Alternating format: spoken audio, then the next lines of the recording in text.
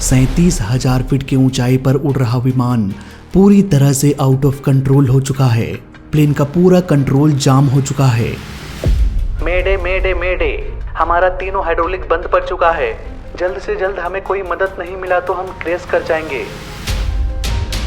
United airline flight 232, हमने सारी कोशिश कर लिया है, पर अफसोस हमें कोई तरीका नहीं मिला जिससे आपके प्लेन को सुरक्षित उतारा जा सके।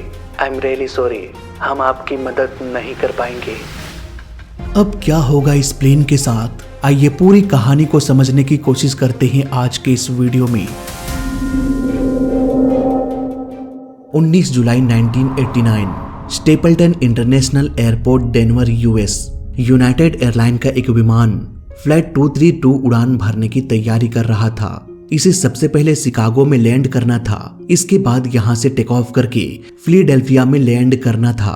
यह DC-10 मॉडल का प्लेन था। इसमें 3 powerful CF6 high bypass turbofan लगा हुआ था। यह इंजन नंबर 1, 2 और यह इंजन नंबर 3। ये काफी पुराना प्लेन था, ऑलमोस्ट 28 साल पुराना। प्लेन में 285 पैसेंजर्स सवार हो गए। इन पैसेंजर्स में से एक डेनिस फिंच थे। इनका निकनेम था डैनी। ये 46 वर्ष के थे। डैनी की खास बात ये थी कि वो बहुत ही एक्सपीरियंस पायलट थे। 20 सालों से भी अधिक समय का एक्सपीरियंस था उनके पास। इन्होंने अपने पूरे करियर में 23,000 घंटों तक प्लेन को उड़ाया था। उनके अंदर अक्सर क्यूरियोसिटी बनी रहती थी नई नई चीजों को जानने के लिए। 4 साल पहले 1985 में जापान एयरलाइन क्रैश हो गया था। इस प्लेन का टेल ही उखड़कर अलग हो गया था। नतीजा, प्लेन का सारा हाइड्रोलिक सिस्टम जो प्लेन को कंट्रोल करता है वो सभी के सभी डेड हो गया। पायलट का कोई भी कंट्रोल उस प्लेन पर नहीं था। नतीजा, वो प्लेन क्रैश हो गया। उस प्लेन में 520 लोग बैठे हुए थे। सिर्फ 4 लोग ही जिंदा बच पाया, बाकी सभी के सभी मारे गए। कैप्टन डैनी इस हादसे के बारे में बहुत ही गहराई से स्टडी किया। वो अक्सर इस हादसे के बारे में सोचा करते थे कि अगर पायलट सारा कंट्रोल ही खो देगा तो फिर वो कैसे प्लेन को लैंड करा सकता है। क्या कोई भी ऐसा तरीका है जिससे प्लेन को सुरक्षित लैंड कराया जा सके? इसके लिए कैप्टन डैनी घंटों तक सिमुलेशन में प्लेन उड़ाया करते थे, वो भी सारे हाइड्रोलिक सिस्टम को बंद करके। अब आपको लग रहा होगा कि मैं कैप्टन डैनी के बारे में इतना सब कुछ क्यों बता रहा हूँ। तो देखो, ये जो क्यूरियोसिटी थी कैप्टन डैनी के अंदर, वो आज के इस फ्लाइट में बहुत काम आने वाला था। हालांकि वो इस फ्लाइट में सिर्फ पैसेंजर के तौर पर सवार थे। इनके अलावा और 284 पैसेंजर्स प्लेन में सवार हो गए। इतने सारे पैसेंजर्स को हैंडल करने के लिए 11 क्रू मेंबर्स और सवार हो गए। यानी कि यूनाइटेड एयरलाइन फ्लाइट 232 में अब कुल 296 लोग हो चुके थे। प्लेन को कैप्टन हाइनस उड़ाने वाले थे। इनकी उम्र 57 वर्ष थी। इनके पास लगभग 30,000 फ्लाइट आवर का एक्सपीरियंस था। वहीं फर्स्ट ऑफिसर विलियम थे। ये 48 वर्ष के थे और इनके पास 20,000 फ्लाइट आवर का एक्सपीरियंस था। वहीं इस प्लेन में एक फ्लाइट इंजीनियर भी थे। इस प्लेन में सबसे अच्छी बात ये थी कि इसमें 3 इंजन लगा हुआ था। एक इंजन फेल हुआ तो दूसरा इंजन है, दूसरा फेल हुआ तो तीसरा इंजन प्लेन को बचा लेगा। इसके अलावा इस प्लेन में 3 इंडिपेंडेंट हाइड्रोलिक सिस्टम था। नॉर्मली बोइंग के प्लेन में 3 हाइड्रोलिक सिस्टम होता है, लेकिन तीनों हाइड्रोलिक सिस्टम एक दूसरे से लिंक होते हैं। यानी कि एक हाइड्रोलिक सिस्टम भी फेल हो जाए तो प्लेन के सारे कंट्रोल्स का यूज नहीं किया जा सकता। लेकिन DC-10 का ये फ्लाइट सबसे अलग था। इस प्लेन का तीनों हाइड्रोलिक सिस्टम इंडिपेंडेंट था। यानी कि एक हाइड्रोलिक सिस्टम फेल हुआ तब भी, 2 हाइड्रोलिक सिस्टम फेल हुआ तब भी, सिर्फ सिंगल हाइड्रोलिक सिस्टम का इस्तेमाल करके पूरे के पूरे प्लेन के हर एक कंट्रोल का यूज किया जा सकता था। DC-10 के मैन्युफैक्चरर्स ये मानते थे कि एक ही समय में तीनों का तीनों हाइड्रोलिक सिस्टम फेल होना ऑलमोस्ट इम्पॉसिबल है। पर कहते हैं ना कि सेफ्टी कितना भी हो, कोई ना कोई लूप होल तो होता ही है, और वही लूप होल प्लेन को क्रैश करा सकता है। यूनाइटेड एयरलाइन फ्लाइट 232 में एक ऐसा ही लूप होल मौजूद था। दोपहर के 2:09 यूनाइटेड एयरलाइन फ्लाइट 232 उड़ान भरा। अब धीरे धीरे ये शिकागो की ओर बढ़ने लगा। करीब 1 घंटे के बाद प्लेन 37,000 फीट के एल्टीट्यूड में फ्लाई कर रहा था। पायलट ने प्लेन को थोड़ा राइट की ओर मोड़ा। धीरे धीरे प्लेन रोल करते हुए राइट की ओर झुककर मुड़ने लगा। तभी एक जोर की आवाज सुनाई दिया। प्लेन के टेल वाले इंजन में धमाका हो चुका था। ठीक उसी वक्त ऑटो पायलट डिस्कनेक्ट हो गया। प्लेन अब भी राइट की ओर ही मुड़ रहा था। कैप्टन ने इंजन नंबर 2 जिसमें धमाका हुआ था उसका फ्यूल कट ऑफ कर दिया ताकि फ्यूल सप्लाई रुक जाए और आग आगे ना भड़के। बाकी के बचे 2 इंजन सही सलामत था, जो कि अच्छी बात थी। कैप्टन ने राइट की ओर मुड़ रहे प्लेन को सीधा करना चाहा, लेकिन यहाँ पर उन्होंने जो नोटिस किया उसने सभी का होश उड़ा दिया। प्लेन का योग काम नहीं कर रहा था। Flaps, aileron, elevator, horizontal stabiliser, vertical stabiliser, plane का कोई भी कंट्रोल सिस्टम काम नहीं करने लगा। सब कुछ डेड हो गया। ऊपर से ये प्लेन उस वक्त राइट की ओर रोल कर रहा था। जल्द ही इस झुकाव को रोका ना गया तो प्लेन का झुकाव इतना बढ़ जाएगा कि वो उड़ना ही बंद कर देगा। लेकिन आखिर करे तो क्या करे? प्लेन का सारा कंट्रोल्स तो पायलट खो चुके थे। ट्रेनिंग के दौरान पायलट्स को अक्सर ये बताया जाता है कि प्लेन एक सीध में तभी फ्लाई करेगा जब प्लेन का दोनों इंजन एक समान थ्रस्ट प्रोड्यूस कर रहा होता है। अगर प्लेन के लेफ्ट इंजन के पावर को कम कर दे तो एक तरफा थ्रस्ट मिलेगा, नतीजा प्लेन लेफ्ट की ओर मुड़ने लगेगा। ये एक सिंपल सा फिजिक्स है। कैप्टन के पास भी लास्ट होप यही था। वो इंजन के थ्रस्ट को कंट्रोल कर पा रहे थे। प्लेन राइट की ओर झुक रहा था, इसलिए कैप्टन हाइनस ने राइट इंजन के पावर को मैक्सिमम कर दिया और लेफ्ट इंजन के पावर को आइडल कर दिया। नतीजा प्लेन लेफ्ट की ओर मुड़ने की कोशिश करने लगा। वहीं राइट इंजन के पावर के बढ़ने की वजह से राइट साइड के इंजन में लिफ्ट मिलने लगा, इसलिए राइट विंग जो झुका हुआ था वो धीरे धीरे नॉर्मल कंडीशन में आ गया। अब प्लेन 37,000 फीट के एल्टीट्यूड में एक स्टेबल कंडीशन में लगातार आगे की ओर बढ़ता जा रहा था। जब प्लेन के नोज को ऊपर करना होता था तब पायलट दोनों विंग्स के इंजन के पावर को बढ़ा देते। इससे प्लेन के दोनों विंग्स में एक ही समय में लिफ्ट मिलता और ऑटोमेटिकली प्लेन का नोज ऊपर उठ जाता।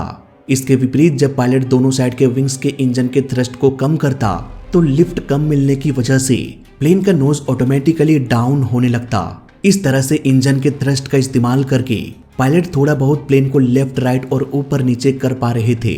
लेकिन मुसीबतों का सिलसिला यहाँ पर खत्म नहीं होने वाली थी। इस वक्त प्लेन 37,000 फीट के एल्टीट्यूड में उड़ान भर रहा था और सिर्फ इंजन के थ्रस्ट का इस्तेमाल करके प्लेन को कंट्रोल कर पाना ऑलमोस्ट इम्पॉसिबल था, क्योंकि इंजन को इस तरह से डिजाइन नहीं किया जाता कि उसके थ्रस्ट का इस्तेमाल करके प्लेन के दिशा को मोड़ा जाए।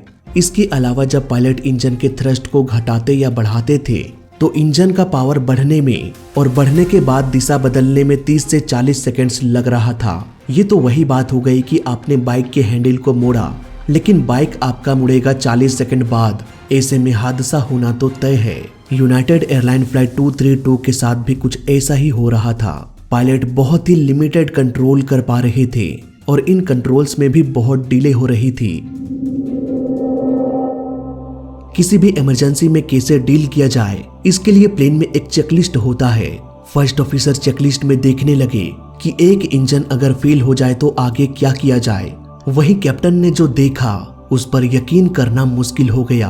प्लेन के सभी तीनों हाइड्रोलिक सिस्टम में प्रेशर 0 शो कर रहा था। DC-10 के विमान में कोई भी कंट्रोल मैकेनिकली कनेक्टेड नहीं था, सारे हाइड्रोलिक से ही कनेक्टेड था। हाइड्रोलिक में फ्लूइड भरा होता है, इसी के प्रेशर से प्लेन का फ्लैप्स, एलिवेटर, एलिरॉन, स्टेबिलाइजर वगैरह सारे कंट्रोल्स कनेक्टेड होता है।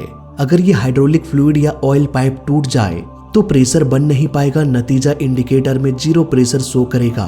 फ्लाइट 232 में हाइड्रोलिक प्रेशर 0 शो कर रहा था। अब कैप्टन को पूरी तरह से समझ में आ गया कि इस प्लेन में चल क्या रहा है और वो कितनी बड़ी मुसीबत में फंस चुके हैं। चेकलिस्ट के अनुसार अगर हाइड्रोलिक सिस्टम फेल हो गया है तो उसे ठीक किया जा सकता है। इसके लिए ADG यानी एयर ड्रिवन जनरेटर को ऑन करना था, जो इलेक्ट्रिसिटी को रीस्टार्ट करता है। ये इलेक्ट्रिसिटी एक इलेक्ट्रिक मोटर को स्टार्ट कर देता है, जो हाइड्रोलिक सिस्टम को नए सिरे से स्टार्ट कर सकता है। याद रहे, ये हाइड्रोलिक सिस्टम जो फ्लाइट 232 में अभी फेल हुआ वो इंजन ड्रिवन हाइड्रोलिक पंप था। ये इंजन के इलेक्ट्रिसिटी से चल रहा था। बिना इलेक्ट्रिसिटी के हाइड्रोलिक सिस्टम काम नहीं करता। मान लो अगर तीनों इंजन डेड हो जाए, ऐसे केस में एयर ड्रिवन जनरेटर का इस्तेमाल किया जाता है, जो हाइड्रोलिक सिस्टम को इलेक्ट्रिसिटी प्रोवाइड कर सकता है। इसी चीज को चेकलिस्ट में लिखा हुआ था कि हाइड्रोलिक सिस्टम को नए सिरे से स्टार्ट किया जा सकता है ADG का इस्तेमाल करके। लेकिन यहाँ पर इलेक्ट्रिसिटी की प्रॉब्लम थी ही नहीं, इसलिए चेकलिस्ट में लिखी हुई सारी बात बेकार थी। अब फर्स्ट ऑफिसर चेकलिस्ट में ये ढूंढने की कोशिश करने लगे कि हाइड्रोलिक फेलियर के बाद प्लेन को कैसे कंट्रोल करें, पर चेकलिस्ट में ऐसा कुछ भी नहीं लिखा हुआ था, क्योंकि ऐसा होना अपने आप में इम्पॉसिबल था। इसलिए चेकलिस्ट में तीनों हाइड्रोलिक फेलियर का कोई भी जिक्र नहीं था। अब करे तो क्या करे। अब कैप्टन ने सीधे DC-10 के मैन्युफैक्चरिंग डिपार्टमेंट को कॉल किया और कहा कि हमारे प्लेन का तीनों हाइड्रोलिक सिस्टम फेल हो चुका है, हम प्लेन को कंट्रोल नहीं कर पा रहे हैं। अगर तुरंत कोई समाधान नहीं किया गया तो हम कहीं ना कहीं क्रैश कर जाएंगे। अब यहाँ पर मेंटेनेंस वालों ने एक ऐसा जवाब दिया जिसे पायलट सुनना नहीं चाह रहे थे। उन्होंने कहा कि DC-10 के विमान में अगर तीनों हाइड्रोलिक सिस्टम फेल हो जाए तो प्लेन को कंट्रोल करने का और दूसरा कोई भी ऑप्शन नहीं है। इनडायरेक्टली वो ये कहना चाह रहे थे कि आप कुछ नहीं कर सकते, बस उल्टी गिनती गिनो तब तक जब तक कि प्लेन क्रैश ना हो जाए। फ्लाइट क्रू ने हर तरह से हाथ पांव मार के देख लिया, पर अंत में नतीजा वही निकला कि कुछ भी कर लो, प्लेन का क्रैश होना तो तय है। अब प्लेन अजीब तरीके से अप डाउन होकर फ्लाई करने लगा। अब तक प्लेन में सवार सभी यात्री भी समझ चुके थे कि प्लेन में जो कुछ भी चल रहा है वो ठीक नहीं है। कैप्टन ने एक फ्लाइट अटेंडेंट को बुलाया और सब कुछ बता दिया कि हमें क्रैश लैंडिंग करना पड़ेगा। अच्छा यही होगा कि इसके लिए सभी लोग तैयार रहे। फाइनली केबिन में एक अनाउंसमेंट किया गया। अब यहाँ पर एंट्री हुई एक पैसेंजर की, जो पेशे से एक पायलट थे, कैप्टन डैनी। उन्होंने केबिन क्रू को अपने बारे में बताया और कहा कि मैं मदद कर सकता हूँ। शाम के 3:30 बजे कैप्टन डैनी कॉकपिट में दाखिल हो गए और सब कुछ समझ गए कि आखिर चल क्या रहा है। कैप्टन डैनी वही शख्स थे जो पिछले कुछ सालों से सिमुलेटर में प्रैक्टिस कर रहे थे कि अगर सारे हाइड्रोलिक सिस्टम फेल हो जाए तो प्लेन को कैसे कंट्रोल किया जा सकता है। इत्तेफाक से यूनाइटेड एयरलाइन फ्लाइट 232 के साथ सेम सिचुएशन हो चुका था।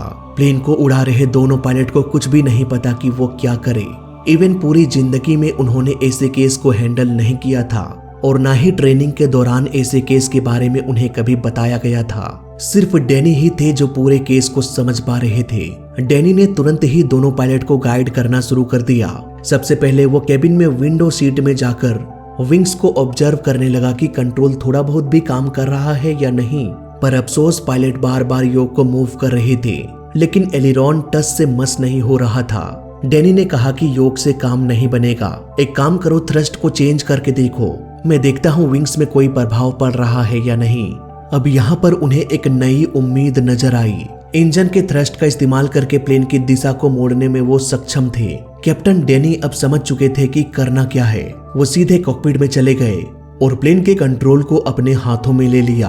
हालांकि इस प्लेन को कंट्रोल करने के लिए बस 2 ही जरिया था, लेफ्ट और राइट साइड का थ्रस्ट लीवर। अब वक्त आ चुका था लैंड करने की या फिर क्रैश कर जाने की। पास में सू गेटवे एयरपोर्ट था। यूनाइटेड एयरलाइन फ्लाइट 232 को इसी एयरपोर्ट में लैंड कराने का डिसीजन लिया गया। ATC को सब कुछ बताया गया। अब पूरे एयरपोर्ट में इमरजेंसी अलर्ट जारी कर दिया गया। जैसे लैंड करना हो, जहां भी लैंड करना हो कर जाओ। सारा रूल्स गया तेल लेने, बस लैंड कर जाओ। दोनों कैप्टन पायलट के सीट में बैठे हुए थे और लगातार प्लेन के एल्टीट्यूड को डाउन करने की कोशिश कर रहे थे। पीछे बैठे को पायलट ने कहा कि जो करना है करो, लेकिन प्लेन को सीटी से दूर रखना, नहीं तो बहुत लोग मारे जाएंगे। कैप्टन डैनी थ्रस्ट लीवर की मदद से एल्टीट्यूड को डाउन करना शुरू किया। इसी दौरान वो गोल गोल सर्कुलर पाथ में प्लेन को फ्लाई कराने की कोशिश करने लगे। ऐसा वो इसलिए कर रहे थे क्योंकि पायलट को थोड़ी प्रैक्टिस हो जाए कि कैसे इंजन के थ्रस्ट को कितना कम या कितना अधिक करे कि 30 सेकंड्स के बाद प्लेन का दिशा बदल जाए। कॉन्सेप्ट वही था कि प्लेन को अगर राइट की ओर मुड़ना है तो राइट साइड के थ्रस्ट को आइडल करके लेफ्ट साइड के थ्रस्ट को मैक्सिमम कर दो। पर ये इतना एक्यूरेट नहीं था। जहां पर प्लेन को कम मुड़ना था वहां वो अधिक मुड़ जा रहा था और जहां पर अधिक मुड़ना था वहां कम। इसलिए प्रैक्टिस करना बहुत जरूरी था ताकि थोड़ा बहुत आइडिया लग जाए। अब धीरे धीरे प्लेन मल्टीपल चक्कर लगाते हुए एल्टीट्यूड को डाउन करते हुए ये लैंडिंग करने के लिए तैयार हो गया। यहाँ पर हम साफ साफ देख सकते हैं कि कितने सारे चक्कर लगाया गया था।